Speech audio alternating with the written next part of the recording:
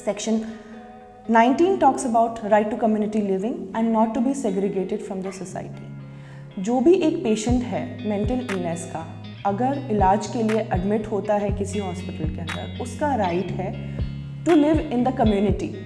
उसको किसी भी तरीके से आप सोसाइटी से सेग्रीगेट नहीं कर सकते हैं। तो जब भी उसका ट्रीटमेंट प्लान बनेगा, उस ट्रीटमेंट प्लान में ये ध्यान में रखा जाना चाहिए कि वो बीच बीच में कम्युनिटी में जाके रह सके और अपनी सोसाइटी से सेग्रीगेट ना हो। डिस्पाइट द फैक्ट उनकी फैमिली है या नहीं, कोई इसका ध्यान रखने वाला है या नहीं, ये कहीं पे भी इस वजह से उनको कम्युनिटी से और सोसाइटी से अलग नहीं किया जा सकता। अब बात करते हैं इसी सेक्शन के एक अलग इम्पॉर्टेंट पार्ट की, जिसमें है एक मेंटल इलनेस से ग्रसित पेशेंट जो कि विमेन है और उनका बच्चा है 3 साल से छोटा। उस पेशेंट का राइट है to not to be separated from the child who is below the age of 3 years। अगर पेशेंट की मेंटल इलनेस इस प्रकार की है कि बच्चे को कोई नुकसान हो सकता है, कोई हार्म हो सकता है, उस कंडीशन के अंदर भी वो अपने बच्चे से मिल सकती है अंडर सुपरविजन। तो जो मेंटल हेल्थ प्रैक्टिशनर है वो सुपरवाइज करेंगे और पेशेंट को अपने बच्चे से मिलने देंगे। और ये जो सेपरेशन का डिसीजन है, ये हर 15 डेज़ के अंदर रिव्यू किया जाएगा। देखा जाएगा पेशेंट की मेंटल कंडीशन ठीक हुई है या नहीं। If the chances of harm are low, patient को अपने बच्चे से दूर नहीं किया जा सकता। हम बात करते हैं नेक्स्ट राइट की, जो है right to live with dignity. जो ये हमारे इंडिया के जो भी नेशनल्स हैं, उनका फंडामेंटल राइट है और मेंटल हेल्थ केयर पेशेंट से भी ये राइट छीना नहीं जा सकता। So they have the protection against cruel or inhumane treatment while they are given treatment under a mental health establishment. उनके ऊपर किसी भी प्रकार का क्रूअल और इनह्यूमेन ट्रीटमेंट नहीं किया जाएगा। जैसे हम पहले जानते थे कि पेशेंट्स को बांध के रखा जाता था, उनके बाल हटा दिए जाते थे, शेव ऑफ किया जाता था, उनको अलग ड्रेसेस दी जाती थी, ये सब इस राइट के तहत अब नहीं किया जा सकता।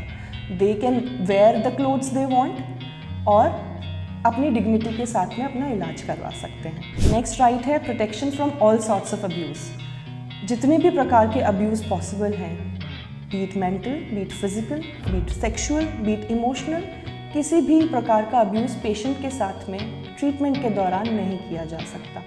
और ये मेंटल हेल्थ प्रैक्टिशनर जो कि ट्रीटमेंट दे रहा है, उनकी ड्यूटी है to see that they are protected from all sorts of abuse. Next right है right to equality and non discrimination. हमने पहले भी बात किया था, डिस्क्रिमिनेशन एक्सेसिबिलिटी के दौरान नहीं होना चाहिए, पर अब ये बात है right to equality and non discrimination. हमको हर पेशेंट को, जो भी हमें अप्रोच करता है, जो भी एक मेंटल हेल्थ इस्टेब्लिशमेंट को अप्रोच करता है, उनको इक्वली ट्रीट करना है और किसी भी प्रकार का डिस्क्रिमिनेशन नहीं किया जा सकता। Be it gender based, be it their sexual orientation, be it their physical disabilities, be it their choices of political opinions and social opinions, किसी भी प्रकार का उनके साथ डिस्क्रिमिनेशन नहीं होना चाहिए। और ना ही कोई रिलीजन को, ना ही कास्ट को ध्यान में रखे बिना हमको उनको ट्रीटमेंट देना पड़ेगा अंडर दिस एक्ट। अब बात है राइट टू कॉन्फिडेंशियलिटी की। पेशेंट का जब भी इलाज चल रहा है तो उसके मेंटल हेल्थ प्रैक्टिशनर को, मेंटल हेल्थ इस्टेब्लिशमेंट को एट ऑल कॉस्ट्स उनकी कॉन्फिडेंशियलिटी को मेंटेन करना है।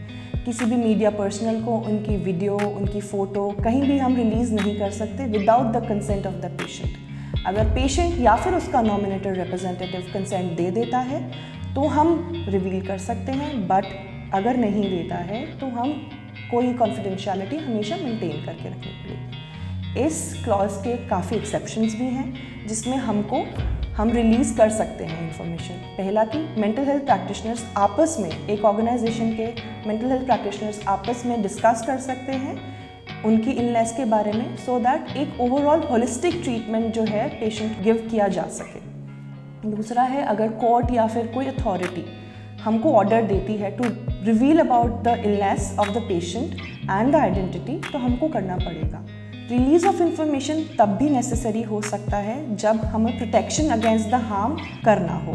इसलिए हम एक इंफॉर्मेशन जो है रिलीज़ कर सकते हैं जब हमें लगे कि सोसाइटी को हार्म पहुंचाया जा सकता है पेशेंट अपनी मेंटल इलनेस के वजह से।